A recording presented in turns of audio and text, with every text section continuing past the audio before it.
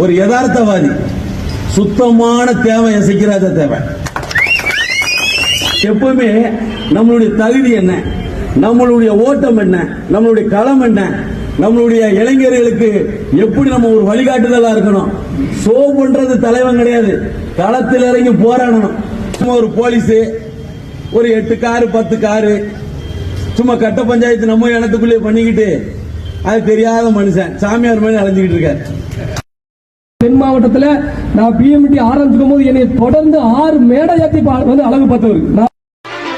வேர்வை வடிச்சு உழைக்கிற இனந்தா எனக்கு உறவாகும் என்றும், நேர்மை வழியில் நடக்கிற மனந்தா எனக்கு உயிராகும். ஏழை சனங்க கொடுக்கிற வாழ்க்கை நாளும் மதிப்பே